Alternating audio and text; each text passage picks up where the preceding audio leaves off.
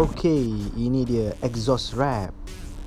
Saya beli di Shopee, harga agak murah, tapi masa penghantaran tu lebih kurang 2 minggu lah.